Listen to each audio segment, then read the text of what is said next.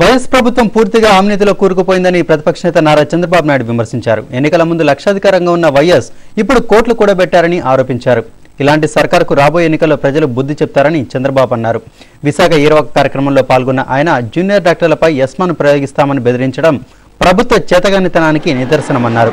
దాడికి దిగిన ఎమ్మెల్యేలపై చట్ట ప్రకారం చర్యలు తీసుకుని ఉంటే పరిస్థితి ఇంతదాకా వచ్చేది కాదని అభిప్రాయపడ్డారు. ఏరవక కార్యక్రమం రేపు కూడా కొనసాగనుంది. ప్రభుత్వం ఆ సమస్యను ఎప్పుడో పరిష్కారం చేయాల్సింది. పరిష్కారం చేయకుండా ఎవరైతే హాస్పిటల్లో ఉంటే కొడితే వాళ్ళపై చర్య తీసుకోకుండా ఈరోజు ఈ పరిస్థితి తీసుకొచ్చి ఎస్కా ప్రయోగిస్తూ ఉంటున్నారు. ఎప్పుడు కూడా నేను 9 సంవత్సరాల్లో ఎస్కా ప్రయోగించిన సందర్భాల్లో ఆ మాట కూడా చెప్పలేదు. అంటే ఎంత దారుణంగా ప్రభుత్వం అంటే అధికారం, రౌడీయిజం, దీంతోనే రాజ్యాన్ని అలా అనుకుంటున్నారు. అది సాధ్యం కాదు. మన ప్రజాస్వామ్యంలో ఉన్నాం. ప్రజాస్వామ్యంలో ఉన్నప్పుడు ప్రతి ఒక్కరి హక్కుల్ని కాపాడాలి. ఒక పద్ధతి ప్రకారం అడ్మినిస్ట్రేషన్ చేయాలి తప్ప వీళ్ళ మనుషులైతే మొత్తం దోచిపెట్టడం, అవతల వాళ్ళైతే జైల్లో వేయడం ఇది మంచిది కాదు.